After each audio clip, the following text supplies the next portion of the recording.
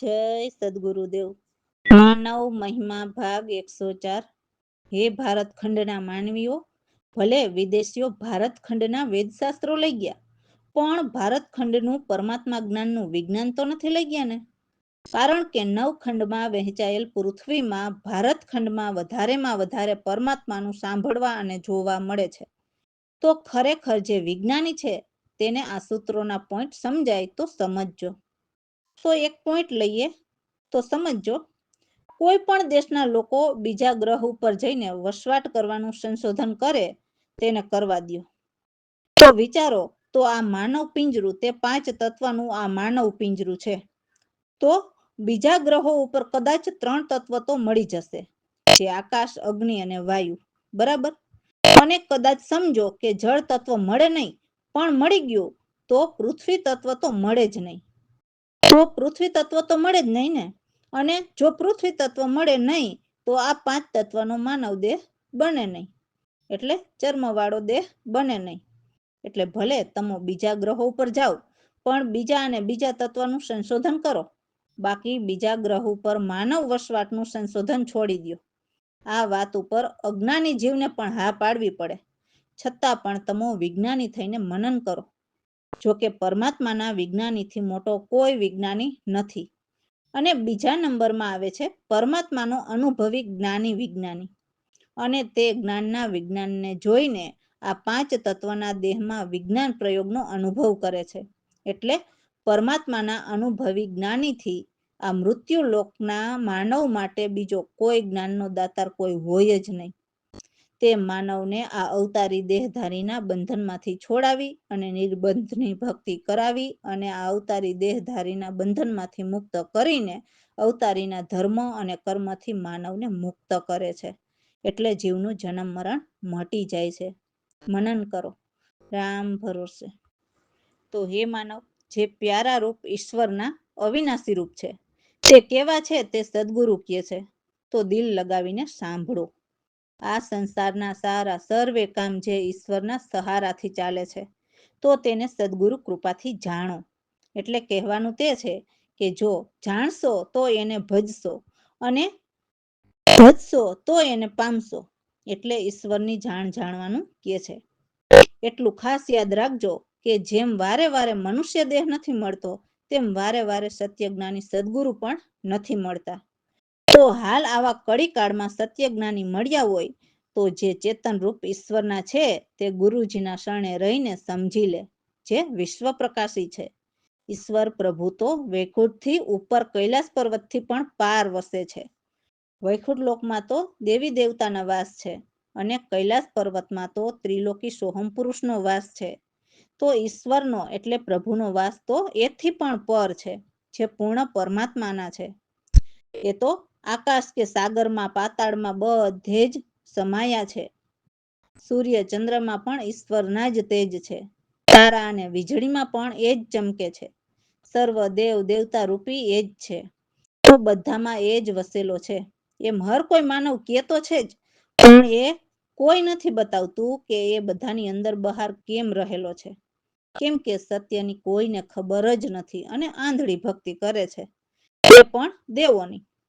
તો જે બધામાં એ જ રહેલો છે, તો એ જ સદા નિર્ગુણ નિર્ભાસી, એટલે એમની ભાષા સમજી નથી શકાતી। જો સદગુરુ શરણે રહીએ અને ગુરુ કૃપા થાય તો એમની ભાષા સમજમાં આવે। પરમાત્માની કોઈ ભાષા નથી, કેમ કે એ દેહી નથી, તો એમની ભાષા કેમ હોય? છતાં પણ જે જ્ઞાની ગુરુ હોય તે ઈશ્વરની શાન સમજીને જીવને ઈશ્વરની ભાષા સમજાવે છે। આ તારા મુખમાં તેજ દેખાય છે તે પણ ઈશ્વરની જ જ્યોત છે। તે બ્રહ્માનંદ સુરતીને સદગુરુ ઉલટ કરીને જોવે, જે સુખરાશી છે। સદગુરુ પ્રવીણરામ સમજાવે છે કે પ્યારા રૂપ તો એક ઈશ્વરનું જ છે, જેના આધારે સારા સંસારી જીવો ચાલે છે, અને ઈશ્વર આધારે જ આ સૃષ્ટિ છે।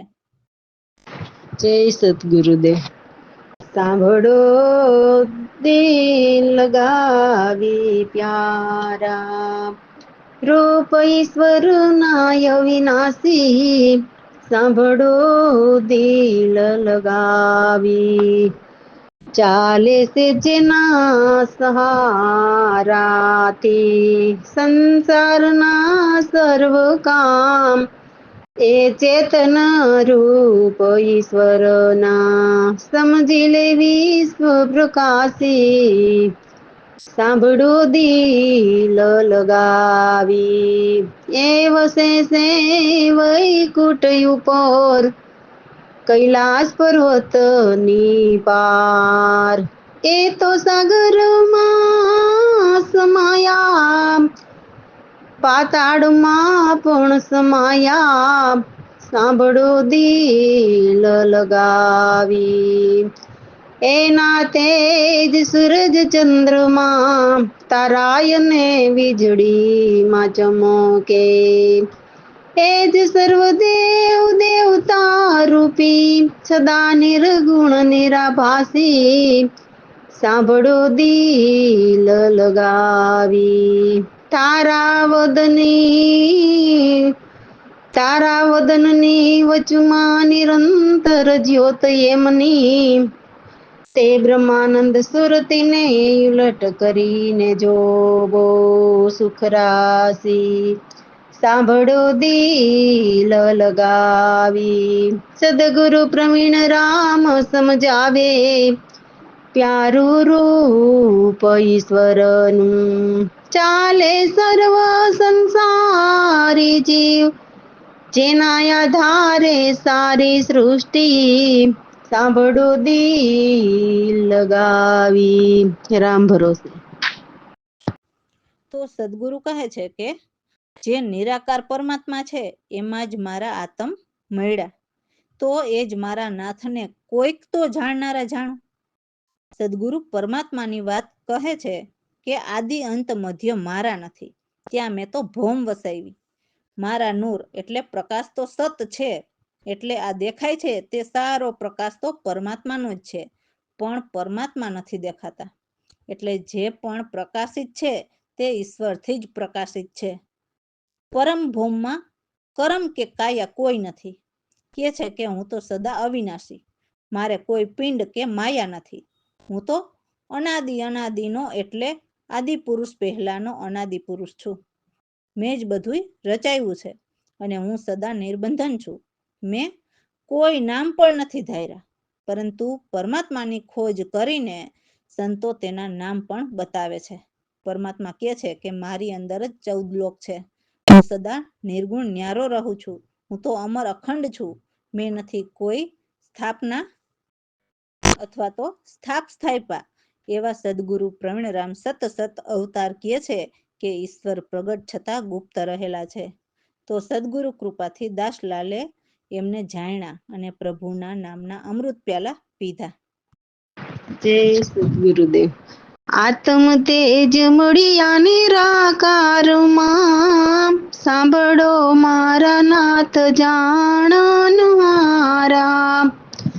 આદિ અંત મધ્ય મારા નથી, ત્યાં મેં તો ભોમ વસાવી.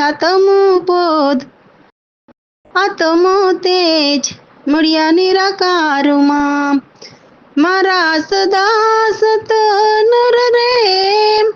નથી કોઈ કરમ નથી કાયા, હું તો સદા અવિનાશી છું. નથી કોઈ પિંડ કે માયા, આત્મ તેજ મળ્યા નિરાકારમાં. હું તો આદિનો, મેં તો સર્વ રચાયું. હું તો સદા નિર્બંધન છું રે.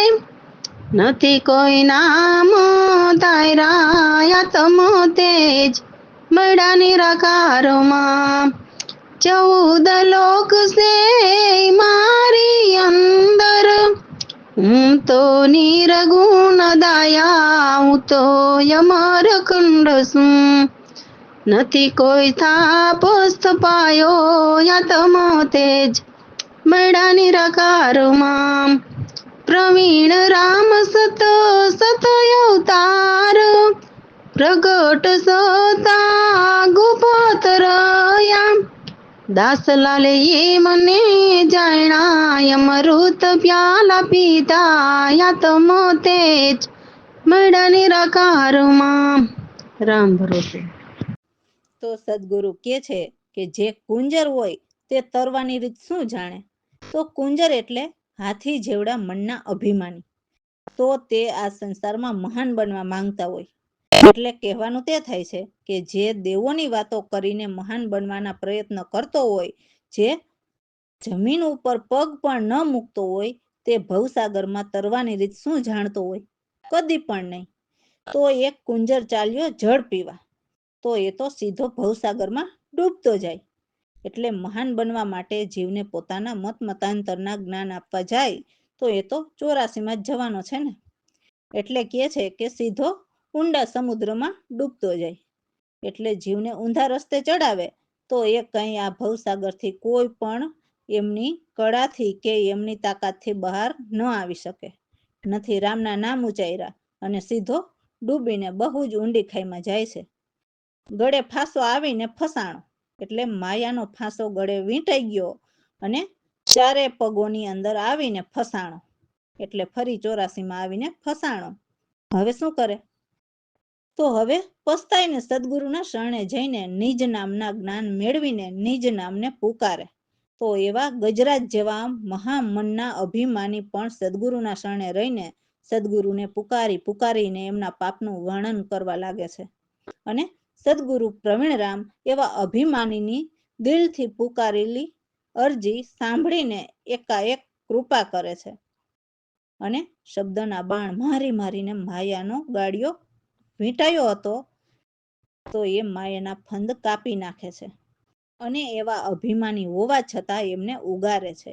કેમ કે હવે અભિમાની દાસલાલને બહુ જ કષ્ટ પડતા એમની ભૂલ સમજાઈ અને સત્ય શું છે તે સમજાયું અને દિલથી સદગુરુને વિનંતી કરી, જેથી દાસલાલની વારે સદગુરુ પ્રવીણરામ આવ્યા. તો દાસલાલ એવા અભિમાની હોવા છતાં એમના અભિમાન ઉતારીને ઉગાર્યા. એવા અનેક ભક્તોને સદગુરુએ આ ભવસાગરથી તાર્યા. જય સદગુરુદેવ. કુંજર શું જાણે સાર, આપણો વિરલ વધાવો. કુંજર શું જાણે સાર, કુંજર ચાલ્યો જલ પીવાને સીધ સમુદ્રમાં જાય. ના કોઈ નામ ઉચાર્યા, ડૂબી ગયો બહુ ઊંડા જળમાં. ઘડી ફાંસો આવી ફસાણો, ચારે પગોની અંદર આવી ફસાણો. કુંજર શું જાણે સાર, 10 દિવસ ઝઘડ્યો હિંમત ન આયરો. હાર્યો ગજ ઊંડા જળમાં, ગજ નિજ નામ પુકારે. કુંજર શું જાણે સાર, ગજની અરજી સાંભળી સદગુરુએ એકાએક આવ્યા પ્રવીણરામ. શબ્દ બાણ મારી માયા ફંદ કાપ્યા.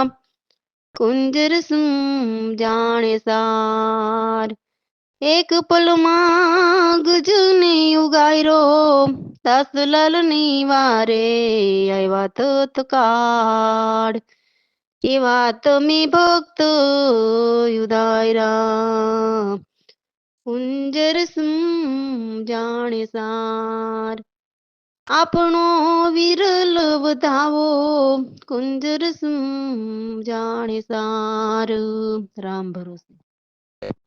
જેથી દાસલાલ ગુરુના ગુણ ગાય છે અને આનંદથી કહે છે કે આજે મારે આંગણે ગુરુદેવ પધાર્યા, જેથી મારા આંગણા પવિત્ર થયા. કેમ કે સદગુરુ તો પારસમણી હોય છે. એટલે આ લોખંડ જેવા દેહમાં સુરતાના પવન ફેંકતા પારસમણી સદગુરુએ લોખંડને પણ પારસ બનાવ્યા. એટલે આ દેહ ભીતર રહેલી નાડીઓની શુદ્ધિ કરતા શીખવ્યું. નાડીઓ શુદ્ધ થતા પરમ જ્ઞાન હૃદયમાં સ્પર્શી ગયા, જેથી શુદ્ધ બન્યા. તો એવા મારા સદગુરુ દીનના દયાળુ છે, એ તો સૌના તારણહાર છે. તો હું તો હરખેથી મારા સદગુરુને વધાવું. હું તો વારંવાર દુખણા લઉં. મારા સદગુરુને ભાવતા ભોજન બનાવું અને મારા જ હાથે પ્રેમથી મારા ગુરુદેવને જમાડું. પ્રેમની સેજ પથરાવું અને આ તણની સાદડી ઢાળું. એટલે મારા ગુરુજી માટે આ દેહની પણ પરવા ન કરું એ વાત છે. તો મારા સદગુરુ પ્રવીણરામ મારે ઘેર પધાર્યા તો હું તો અતિ ભાવથી મારા ગુરુદેવની સેવા કરું એમ દાસલાલ કહે છે. રામ ભરોસે. જય સદગુરુદેવ. આજ સદગુરુ પધાર્યા મારે આંગણે રે, મારા આંગણા થયા છે પવિત્ર રે. આજ સદગુરુ પધાર્યા મારે આંગણે રે, મારા સદગુરુ છે દીન દયાળો રે.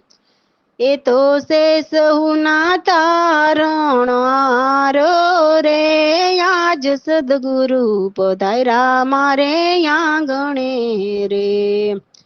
એ હું તો હરખે વધાવું મારા પ્રવીણ રામને, હું તો દુખડા લઉં વારંવાર રે. હું તો દુખણા લવ વારંવાર રે. આજ સદગુરુ પધાર્યા મારે આંગણે રે. એ હું તો ભોજન બનાવું એને ભાવતા રે. હું તો પ્રેમથી જમાડું મારા હાથથી રે. આજ સદગુરુ પધાર્યા મારે આંગણે રે. હું તો પ્રેમની પથરાવું સેજ રે. હું તો તનને ઓઢાડું સાદડી રે. આજ સદગુરુ પધાર્યા મારે આંગણે રે. એવા વાલા મારા પ્રવીણ રામ રે. દાસલાલ કરે સેવા પૂરા ભાવથી રે. આજ સદગુરુ પધાર્યા મારે આંગણે રે. રામ ભરોસે.